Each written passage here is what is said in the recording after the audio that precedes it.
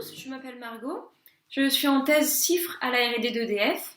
J'ai rendu mon manuscrit il y a un peu plus d'un mois. J'ai donc du temps et un petit peu de recul pour vous parler de mon expérience de doctorant en entreprise. J'ai été encadrée par 3 personnes. Yannick Good, qui est mon responsable industriel et qui travaille dans le groupe Prévision de la consommation moyen et court terme à la R&D d'EDF.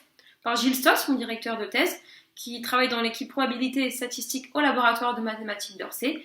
Et côté académique, j'étais aussi encadrée par Pierre Gaillard, qui est membre de l'équipe CIRA à l'INRIA à Paris. Mon temps se dispatchait de façon assez équitable entre les 3 institutions et on a très vite trouvé le bon compromis entre théorie et pratique. L'envie d'une thèse, elle est née lors de mon année de master. C'est un master de recherche en mathématiques appliquées que j'ai fait à Orsay et qui s'est terminé par un stage de 6 mois en laboratoire de recherche en statistique à AgroParisTech et qui m'a vraiment donné envie de poursuivre dans cette voie-là. J'avais toutefois envie de garder un pied dans le monde industriel. J'aimais bien l'idée d'avoir une problématique métier et de chercher des solutions mathématiques pour y répondre, plus que l'inverse. Et j'en ai discuté avec un de mes responsables de master, qui m'a mis en contact avec Yannick. Yannick, Gilles et Pierre venaient d'écrire leur sujet, et on en a discuté. Alors côté mathématiques, ça me plaisait énormément, c'était exactement ce que je cherchais.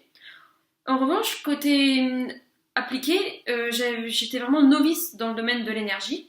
Toutefois, les solutions qu'on cherchait à développer, elles répondaient parfaitement à mes valeurs, un peu écolo, et c'est de ça dont je vais vous parler maintenant. Comme vous le savez peut-être, aujourd'hui, on ne sait pas stocker l'électricité à grande échelle. De fait, il faut en permanence que l'équilibre entre la production d'un côté et la consommation de l'autre soit maintenu. Pour l'heure, ce qu'on fait, c'est qu'on va prévoir la consommation électrique, et en fonction de cette prévision, on va actionner les différents moyens de production à disposition. Aujourd'hui, on aimerait intégrer de plus en plus de renouvelables au mix de production, et c'est là que les choses se compliquent. En effet, ces énergies sont dites intermittentes, elles sont non programmables. En fait, on voit mal comment s'il n'y a pas de vent et pas de soleil, on pourrait avoir une production éolienne ou issue des panneaux photovoltaïques. De fait, on va essayer de jouer sur l'autre tableau et essayer d'influencer la consommation des clients en fonction de la production électrique. Nous, dans la thèse, on a cherché à développer des méthodes automatiques pour répondre à cette question dite du pilotage de charge. Je vais vous en dire un peu plus avec un dessin. Nous allons donc proposer des méthodes automatiques, c'est-à-dire des algorithmes, qui seront implémentés dans un ordinateur et qui auront à disposition de gros moyens de calcul.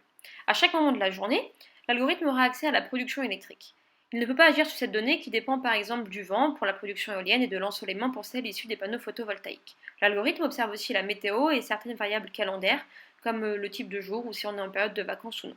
Il dispose donc d'une consommation cible, c'est-à-dire la production électrique, et de variables exogènes pour décider d'un tarif à envoyer au consommateur. Ce dernier, qui peut d'ailleurs lui aussi produire une partie de son énergie grâce à des panneaux solaires, est équipé d'un compteur communicant et potentiellement intelligent qui va par exemple, en cas de prix faible, lui recommander de charger sa voiture électrique. L'algorithme observe alors la consommation électrique des usagers, qui dépend des variables exogènes, mais aussi du prix de l'électricité qu'il a précédemment choisi. Cette observation va lui permettre d'ajuster ses modèles de décision et d'orienter sa décision future. À présent, la température chute, et si l'algorithme a correctement appris le comportement des usagers, il sait qu'ils vont allumer leur chauffage et consommer plus. En l'absence de production supplémentaire, il a tout intérêt à augmenter les prix pour que la consommation reste elle aussi constante. Le compteur recommandera de débrancher la voiture électrique et de décaler certains usages dans le temps. Si à présent il n'y a plus de vent et plus de soleil, les moyens de production programmables, tels que le nucléaire ou l'hydraulique, pourront prendre le relais. L'algorithme décidera alors, en fonction de cette nouvelle production, quel signal de prix envoyer. Au cours des itérations, il va ainsi apprendre les comportements de consommation des clients tout en optimisant les tarifs de telle façon à ce que la consommation s'ajuste à chaque instant à la production électrique. Avant de passer à la modélisation mathématique, rassurez-vous, l'incitation à la sous- ou à la surconsommation via des tarifs changeants de l'électricité fonctionne. Dans toute la thèse, nous avons utilisé des données de consommation électrique issues d'une expérience menée à Londres. Ici, vous avez la consommation des clients sur 5 jours. En bleu marine, on a appliqué un tarif élevé, ce qui a engendré une baisse de consommation. A l'inverse, en vert, un tarif faible a été envoyé aux usagers et a entraîné une hausse de la consommation.